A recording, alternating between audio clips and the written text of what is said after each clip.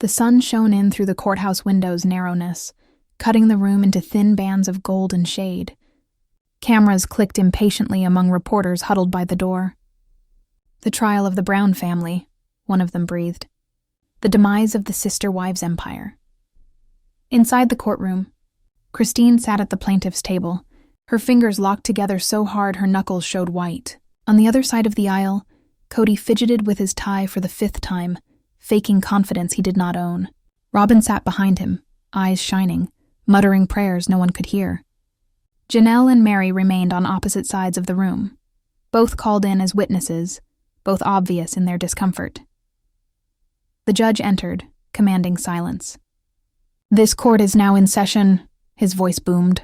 "Case 42117, Christine Brown versus Kody Brown. Matter of financial misconduct and emotional distress." Christine took a deep breath. Her lawyer, a calm but sharp woman named Andrea, stood. "Your Honor, my client gave decades of her life to a marriage built on lies. She supported her husband's dreams, raised his children, and trusted him with everything. Today, she seeks not revenge, but truth." Kody's attorney leaned forward, smirking. "We'll see about that." The first proof materialized on the screen, a string of bank transfers. Christine's voice broke. "These are the accounts you opened in Robin's name. You stole money from our family fund? Money for our kids?" Kody bristled. "That's not true. Those were funds for family costs." Christine blazed back, her voice shaking but determined. "Which family, Kody? The one you reside with? Or the ones you abandoned?" The courtroom murmured softly, tension building like heat rising off pavement. Robin bowed her head, not able to look at Christine. Janelle was summoned. She moved slowly, both of them avoiding. "I never wanted to be here," she started, her voice subdued. "But I can't be quiet anymore." The judge gestured. "Speak your mind, Mrs. Brown." Janelle let out a sigh, looking at Christine. "Last year, Kody instructed me to move some of our savings into Robin's business account. Said it was safer. I trusted him. But when I requested my cut months afterward, it was gone," the courtroom murmured. Kody scrunched up in his seat, angry. "You're interpreting my words incorrectly. You knew what we were doing?"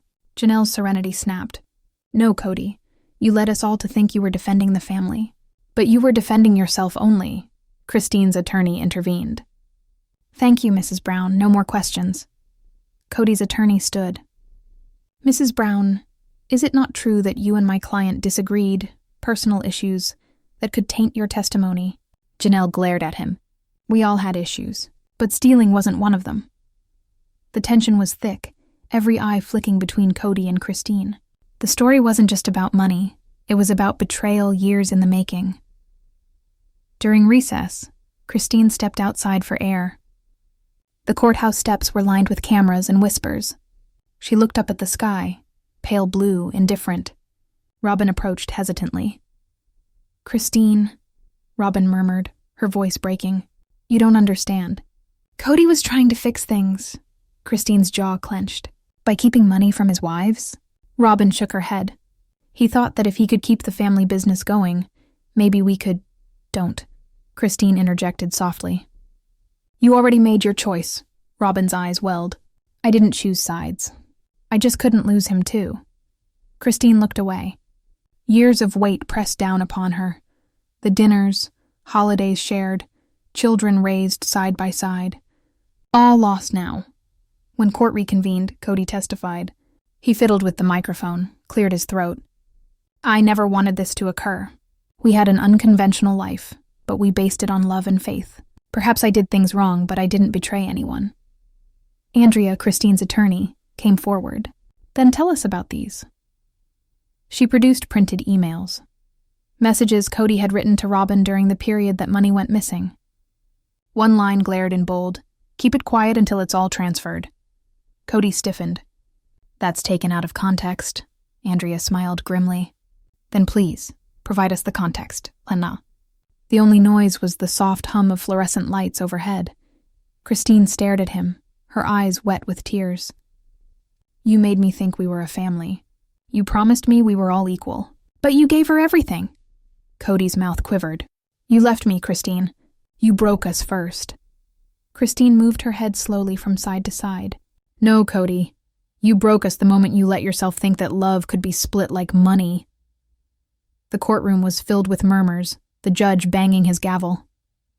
"Order, there will be order." As the commotion died down, Christine gazed down, tears falling upon the wooden bench. Her heart stung, not for the money, but for the years she could never reclaim. Robin stood motionless, face ashen, shaking. Janelle turned her head away, unable to stand it. Mary remained rigid, face unexpressive. And amidst that tense silence, one thing became evident. This trial would reveal more than money. It would bring to light secrets none of them were prepared to encounter. As the session came to a close, the judge sent everyone away until the following morning. Christine departed slowly, her shoulders weighed down. Cameras flashed once more, questions hurled through the air. "Christine, do you believe Kody betrayed you?" She paused, her tone even but incisive. "He didn't betray me. He betrayed us all." And with that, she walked away, leaving behind the shadows of what they once were. The courthouse seemed chillier the following morning, as if the walls themselves had soaked up yesterday's testimony with bitterness. A light drizzle ticked on the tall glass windows, and the muted muttering of reporters outside mingled with the low hum of tension within. Christine was there early, holding a folder full of notes. Her eyes were puffy from sleeplessness, but her gait was sure. Today wasn't merely a matter of revealing falsehoods. It was about guarding her children's future. Kody arrived a few minutes later, striding quickly, face set. He did not look at her. Robin came after him, eyes puffy, as if she had cried through the night. Janelle and Mary trailed behind them, wondering if they were on either side. The judge's call for order brought them all to silence. Andrea, Christine's attorney, started with a soft command. "Your Honor, today we will be bringing forward proof of willful deceit. This is not just an issue of money. It's a series of manipulation that tore down trust and inflicted severe emotional damage." Kody's attorney, Charles, sneered. "Manipulation? My client is only guilty of attempting to maintain a family that others left behind." Christine's eyes did not flinch. "You didn't keep us together, Kody. You kept us down." Andrea next called to the stand a financial expert who had reviewed the family accounts. The man made his way to the witness stand, bearing a stack of reports. "Mr. Harris," Andrea instructed, "tell the court what you discovered." Harris pushed his glasses up onto the bridge of his nose. Within a span of 3 years, Mr. Brown deposited about $420,000 from a joint family account into a private trust under a business name, linked to Robin Brown. These transactions were done without informing or asking for permission from the other wives. Gulps swirled in the courtroom. Robin's mouth opened. Her breathing accelerated. Andrea went on. "Were these funds ever disclosed to the rest of the family?" "No," Harris answered. "By the records, the accounts were stamped business expenses. But the money was then utilized to buy property and personal belongings." Kody's lawyer leapt up. "Objection, Your Honor. Speculative." "Overruled," the judge instructed. Andrea leaned forward. "Mr. Harris, can you identify who signed these requests to transfer?" "Yes," Harris indicated towards the exhibit screen. "They were all electronically signed by Kody Brown."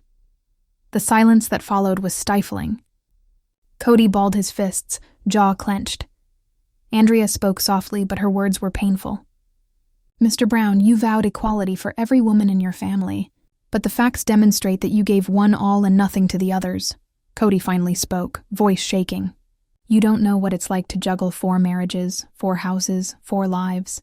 I was attempting to create some order, to preserve what was remaining." Christine jumped up, her chair scraping against the floor. "Order? You call this order? You constructed barriers between us and labeled them boundaries." The judge banged his gavel. "Mrs. Brown, please sit down." But the harm was done. Christine's voice shook, but it held decades of anguish. After a moment of strained silence, the next witness was called. Mary. The room became quiet.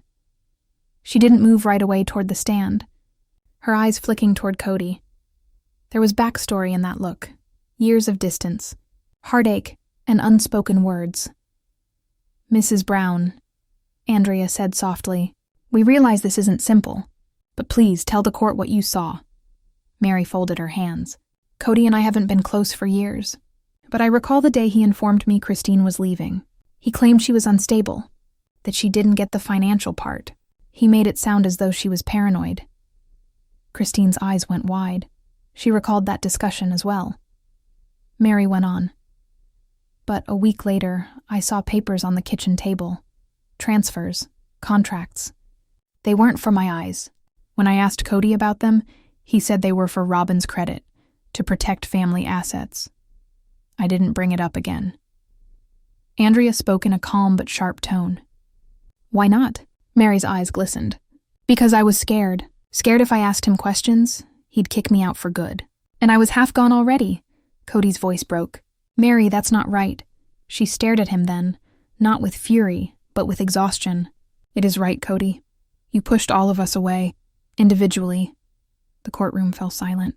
Even the journalists stopped writing. Andrea took a step back. Thank you, Mrs. Brown. As Mary departed the stand, Robin quickly rose to her feet. Stop! Her voice echoed in the courtroom. You're distorting everything. Kody never intended to hurt anyone. He's done more for this family than any of you ever did. Sobs fell from her face as she addressed Christine. You consider yourself the victim? You walked away, Christine. You gave up on all of us. Christine held her eyes, serene, nearly tearful. No, Robin, I finally quit pretending. Robin's frame trembled. Kody extended his hand to her, but she drew back, surfeited with feeling. A brief recess was called by the judge. In the hallway outside the courtroom, Christine stood against the wall, gazing at the rain that striped the glass. Janelle joined her without a word. Are you all right? Janelle asked softly. Christine let out her breath. I expected to feel relieved, but all I feel is sorrow. I never wanted it to end this way. Janelle nodded. You did what you needed to. You fought for truth, not revenge. Christine smiled weakly, cracked. Then why does it still hurt so much? When they arrived back in court, Kody's attorney started his defense. He paced deliberately, talking to the jury. My client has been vilified as a manipulator, a husband who lied to his family. But let's keep things in perspective. This was an unusual marriage. The decisions were made together, the emotions were running high, and the misunderstandings were bound to happen. He looked at Kody. Mr. Brown, did you ever have any intention of defrauding or deceiving your wives? Kody's voice was firm but strained. No, I attempted to create something worthwhile, to protect my children, to create stability. If that means I was a failure as a husband, perhaps I was, but I never lied. Christine leaned forward and whispered to Andrea. He's still lying to himself. Andrea stood up for cross-examination. Mr. Brown, do you think equality existed in your marriage? Kody paused. I tried to make it work. Answer the question, please. He exhaled. No, not always, Andrea nodded slowly. And did you ever apologize for that inequality? Kody's lips clamped tight. Apologies don't repair shattered faith. Christine gazed at him, tears building again. Because for once he was correct. In that instant, everyone in the courtroom knew. Love doesn't always end. Was the judge adjourned for the day? The Browns filed out in silence. The media surrounded them, microphones flashing, questions spilling. Christine said nothing. She just murmured to herself, tomorrow the truth will complete what love began. And for the first time in years, Kody did not glance over his shoulder. The third day of the trial commenced with a chilling quietness. The courthouse was even more burdened now, as if the walls themselves bore the weight of shattered promises and restless nights. A gray morning light shone over the courtroom, casting every face in subdued sorrow. Christine sat silently, leafing through papers she no longer had to study. She knew what they said. The facts were established. What was uncertain was whether or not the truth would set her free at last or destroy what remained of her family. Kody walked in late, his suit rumpled, his face etched. Robin brought up the rear, dressed in pale blue, the same hue as the sorrow in her eyes. Janelle and Mary sat together today, something no one anticipated. The two women shared a silent nod of knowledge for the first time in years. The judge walked in, and the bailiff commanded silence. This court is now in session. Christine's attorney, Andrea, rose first. Your Honor, today we offer the testimony that will provide one answer. Not so much what, but why. She glanced out into the gallery. We call Ms. Robin Brown to testify. The whole room shifted. Even Cody's lawyer was uncomfortable. Robin blinked furiously, muttering something to Kody before making her slow way to the witness box. Her movements were uncertain, her hands shaking as she put them on the Bible. Do you swear to tell the truth, the whole truth, and nothing but the truth? I do, she whispered. Andrea stepped forward, tone gentle but urgent. Robin, you were Cody's lawfully wedded wife and his closest business partner. You were also very much entrenched in the family business. Can you tell the court what your function in handling the funds was? Robin's voice broke. I just signed some documents. Kody always instructed me on what to sign. I didn't ask questions. Andrea nodded. And did you know that the accounts in your name were being used to transfer funds from the joint family trust? Robin's eyes welled up. Not at first.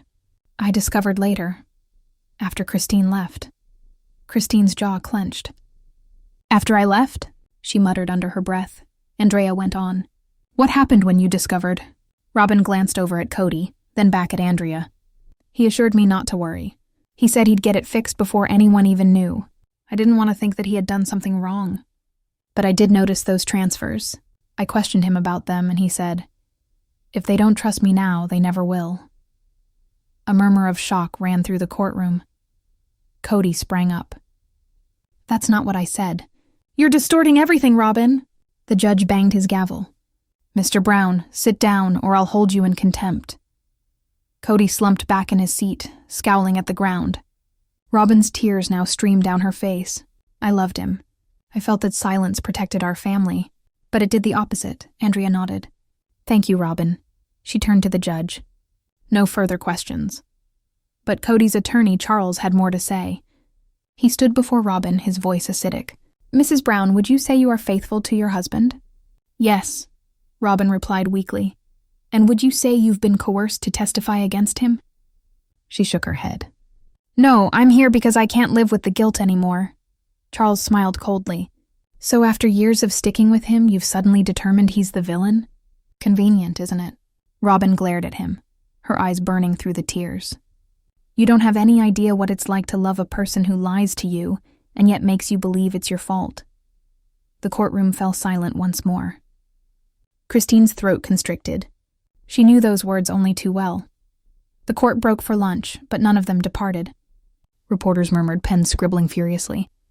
Upon the judge's return, the atmosphere had become charged. Andrea rose again. Your Honor, with the court's permission, we'd like to present Exhibit 27, a private recording. Cody's head shot up. What recording? Andrea pressed play. The room filled with static. Then Cody's voice echoed through the speakers. Robin, you have to understand. If they find out, they'll take everything. Just stay quiet. I'll fix it. They'll never trace it back. The words hung in the air like smoke. Kody turned white. That was taken out of context. Andrea stopped the recording. Then please explain to us the context. Cody's attorney protested, but the judge gestured for him to continue. Answer the question, Mr. Brown. Cody's voice fell. I was under pressure. The family was breaking up. I said things I didn't mean. Andrea moved in closer. So you confirm that the recording is genuine? He paused. Yes, but it doesn't mean what you think. Andrea smiled weakly. Sometimes, Mr. Brown, words say what they mean. Christine sat in silence, feelings roiling. She didn't hate him, didn't want to, but observing him wrestle with the truth was both agonizing and satisfying. The judge sent Robin from the stand, her head shaking. Kody grasped for her hand, but she pulled away, muttering, I can't keep saving you. Cody's eyes trailed behind her as she sat away from him for the first time. His shoulders dropped. The king had lost his last supporter. Andrea then recalled Christine to the stand. Christine, you've heard your ex-husband's voice confessing to hiding money. How does that make you feel? Christine paused, picking her words. It doesn't shock me anymore. What does hurt is that it wasn't about the money. It was about the trust he buried with it. Andrea nodded. And what do you hope to gain out of this case? Christine drove ahead. Closure, not revenge. I just want the truth documented. For me, for my kids. For every woman who was told her pain didn't matter. Her voice trembled, but her resolve didn't. Even Kody's lawyer didn't speak for a moment. As the day drew to a close, the judge leaned forward. We will reconvene tomorrow for final testimonies and closing arguments. Until then, this court is adjourned.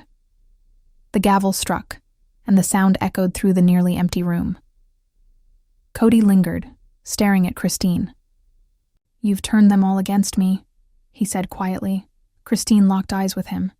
No, Kody. You did that yourself. He winced, then faced away from her, making his way to the door where reporters hung like vultures. Robin trailed behind him but did not extend her hand this time. Christine sat for a long while after all of them were gone.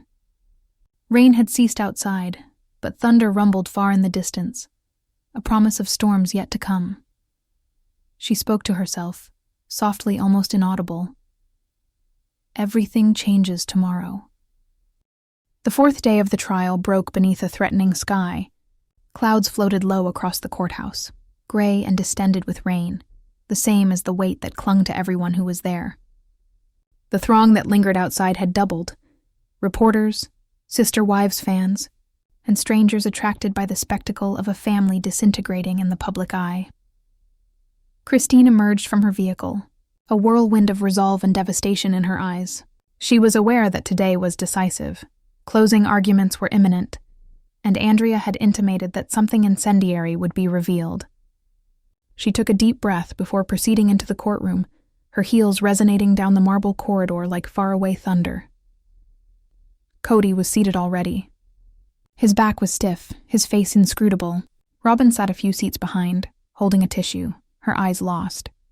Janelle and Mary, having grown accustomed to sitting together on a daily basis, shot each other anxious looks. The judge walked in, and the hearing resumed. Andrea stood tall, her voice level but crisp. Your Honor, the plaintiff calls our last witness, someone who can tell us whether these financial manipulations were done deliberately or by accident. The door swung open, and a middle-aged man wearing a dark suit entered. The courtroom rustled with rumors. State your name on the record. Daniel Morris, he replied. I served as the Browns' accountant for 7 years. Kody's face went white. No, he whispered to himself. Andrea moved closer. Mr. Morris, can you describe to the court your duties handling the family accounts? Yes, I dealt with tax returns, audits, and overall accounting for all the shared properties. That included individual household accounts for Christine, Janelle, Mary, and Robin. Andrea nodded. And did you ever see things that seemed off? Daniel took a slow breath. I did. Somewhere around 2 years ago. Mr. Brown asked me to open a new account in a limited liability company. He explained it was to bring the family business together. And did you do it? Yes. But some months later, I saw big amounts were being transferred. Not business revenue, but family savings. When I complained, Mr. Brown asked me to be quiet, that it was temporary. The court erupted in a hum of excitement. Andrea persisted. Did he ever transfer those funds back? Daniel shook his head. No. And when I made a point for transparency, he ended my services and hired someone else as the accountant. I still have the emails. He handed over paper copies. Andrea presented them to the judge, who glanced hastily. One sentence stood out. This stays between us, Dan. The family doesn't need to know every detail. Andrea's voice cut through the muttering. Your Honor, these are Mr. Brown's words. Kody leaped to his feet. I was defending what's mine. You all treat me like some kind of felon. I was attempting to save a family. Christine stood, her eyes shining with tears. A family doesn't live on deception, Kody. The judge's gavel came down sharply.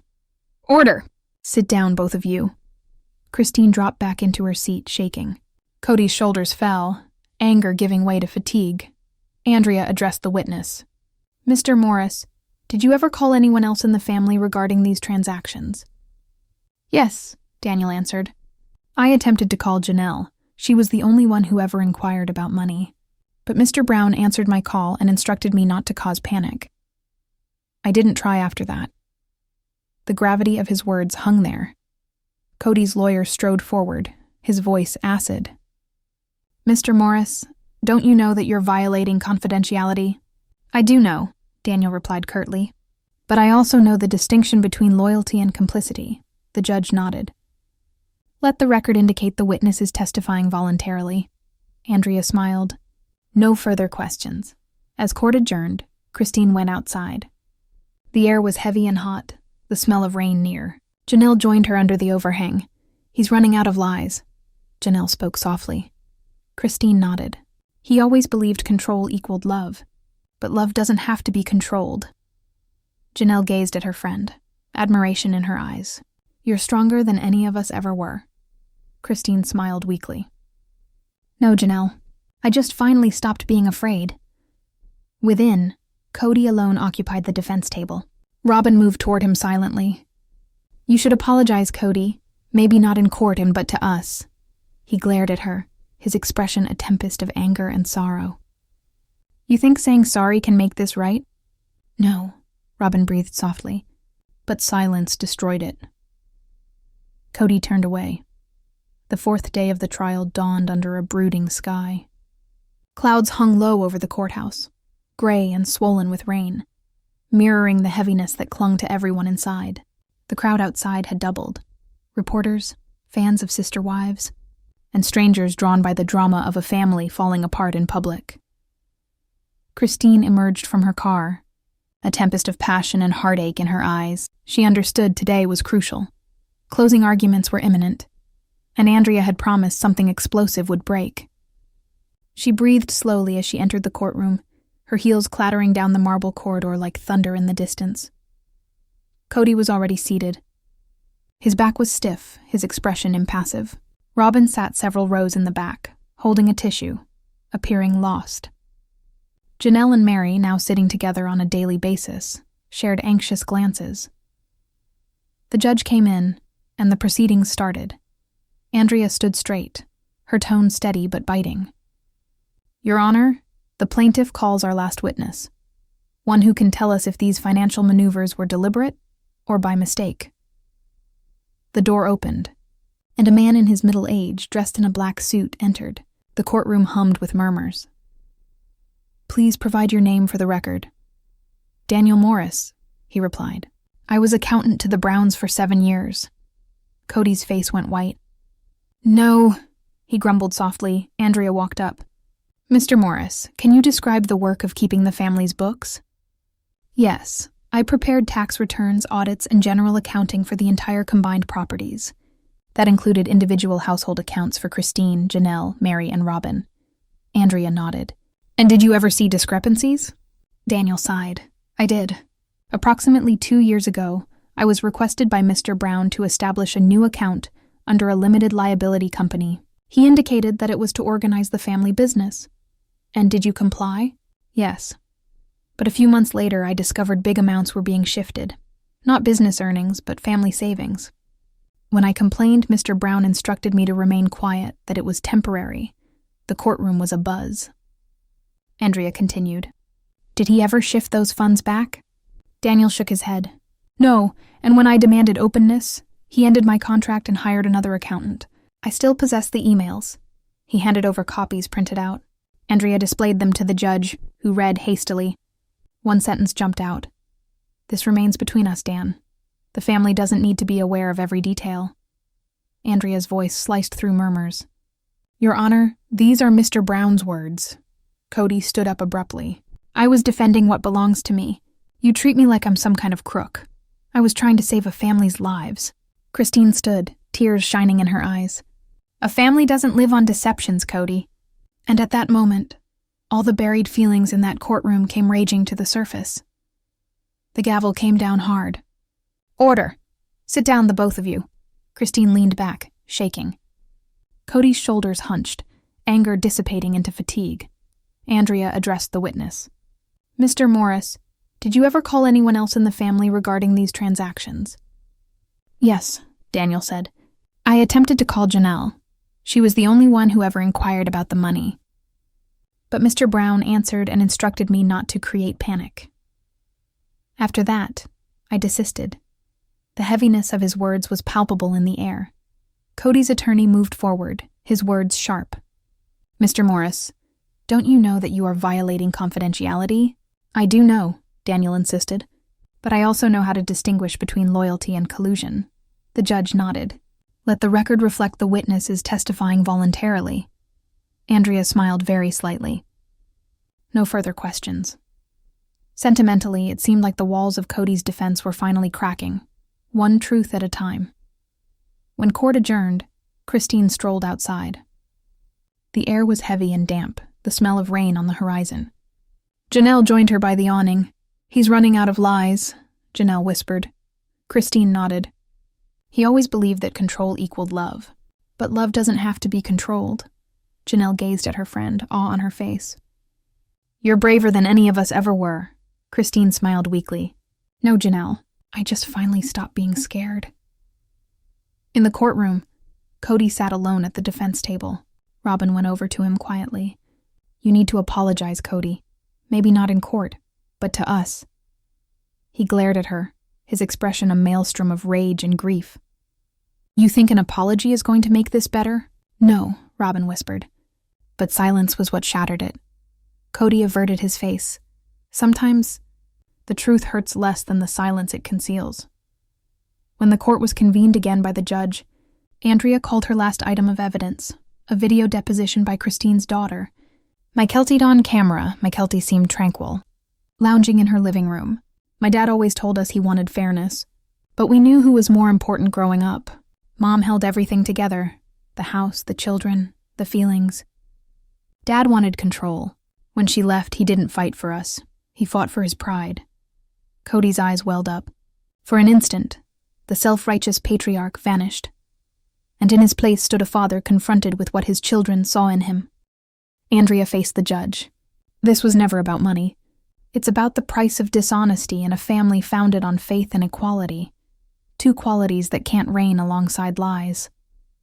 Kody's lawyer stood, desperation creeping into his tone.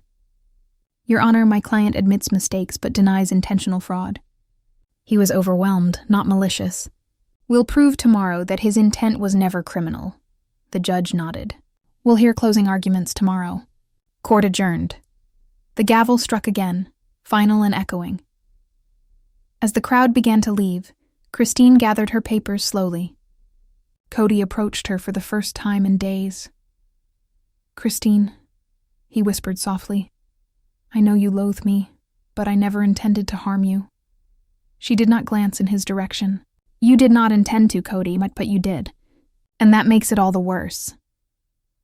He tried to say something else, but she strode away from him, with her feet firm and unyielding.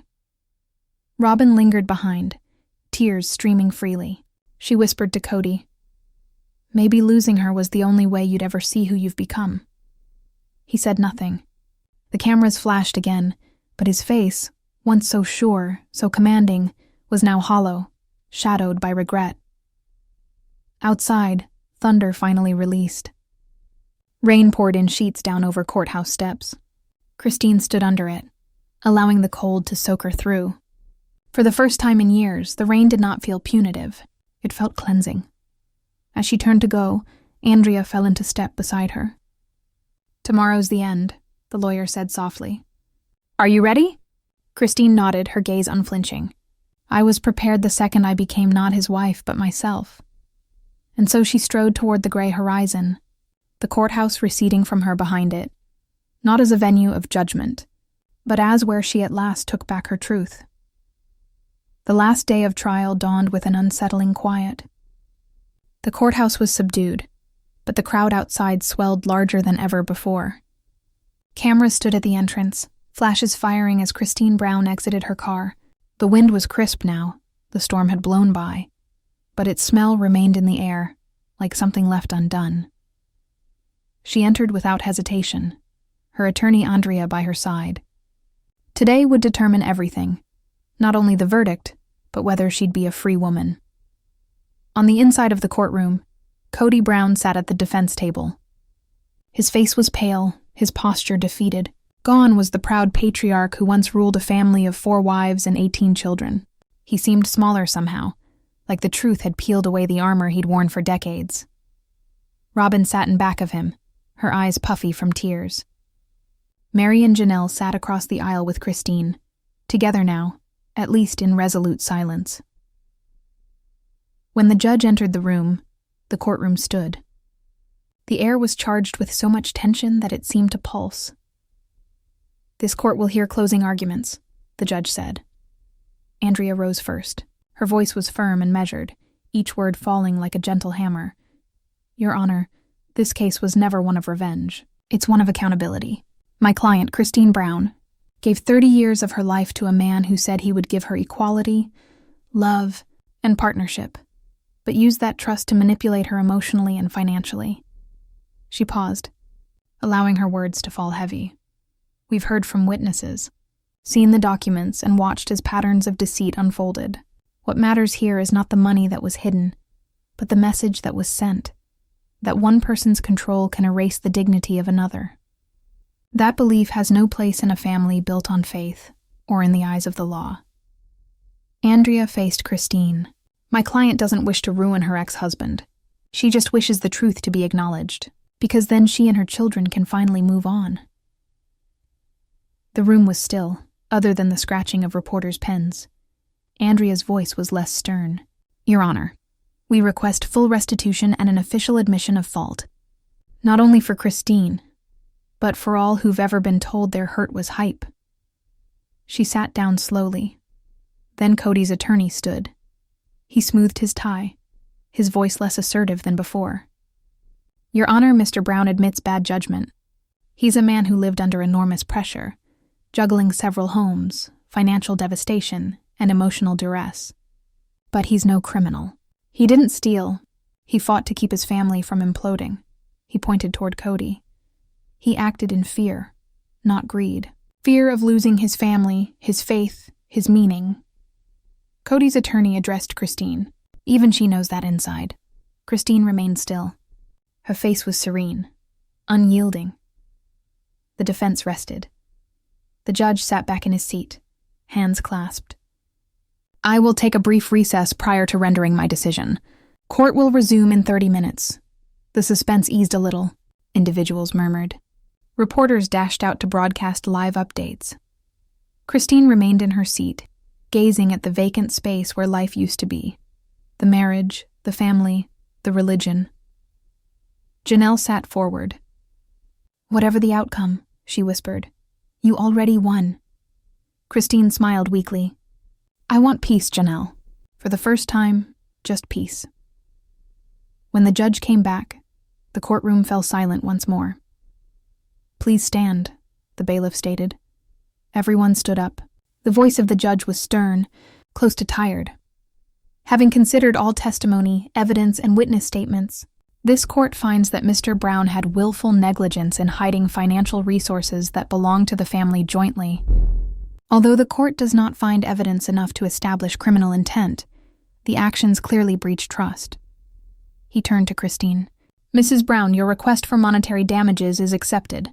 You shall have complete title to the property in Flagstaff, and a monetary award equivalent to your withheld portion of the family money." A buzz ran through the onlookers. Cameras flashed like thunder. The judge turned to Kody. "Mr. Brown, I want you to consider the harm that is done by pride and secrecy. Family is not a hierarchy. It's a covenant, one you violated." The gavel struck with a final blow. Court adjourned. It was over. Christine let out a breath that had been years in coming. Her eyes shone, but no tears dropped. Instead, a peaceful smile creased her face, soft but strong. Andrea wrapped her arms around her lovingly. "You did it," Christine whispered. "We did it." In the aisle, Kody sat frozen, his eyes fixed on the table. Robin laid a gentle hand on his arm. "Talk to me," she encouraged. He didn't answer. His head was somewhere else. Perhaps in the home they used to share. Perhaps in the mirror of what he had been. Christine approached him. Cameras tracked each move. As she stood before him, she whispered, "You could have just told the truth." Kody lifted his gaze, eyes brimming. "I thought I was keeping us safe." Christine shook her head. "You were keeping yourself safe." And with that, she turned and went away. Outside, the air was bright and cool. The storm had washed everything clean, Christine stopped at the top of the courthouse steps, closing her eyes for a moment as reporters called her name. "How do you feel?" one of them called out. Christine smiled softly. "Free," she said. The word ran through the crowd. Free. Janelle and Mary stood with her on either side like sisters in arms. Together they confronted the strobing lights. For once they were not people on television. They were women who had weathered the storm. As they made their way to the car, Christine glanced back over her shoulder one last time. Through the courthouse doors, she could still see Kody. Still sitting, still gazing, still lost. Andrea tracked the direction of her gaze. "You okay?" Christine nodded. "Yes, because I finally figured out that closure isn't about their apology. It's about your choice to end waiting for it." They pulled away, the courthouse getting smaller in the rearview mirror. The rain puddles along the street mirrored the sun rising this morning, like shards of light scattered across the past. At home, Christine stepped inside her quiet living room. Photos of her children lined the wall. She picked up one, all of them smiling. "Long before the fame, before the hurt," she whispered. "We're going to be okay now." Then she set the photo down, opened the window, and let the breeze fill the room. Days later, the headlines were everywhere. Christine Brown wins legal battle. Sister Wives era officially over. But for Christine, it was not about winning. It was about letting go. She brewed tea, sat on her porch, and let the sun set behind the hills. For the first time in years, she wasn't waiting for someone to pick her. She had already picked herself.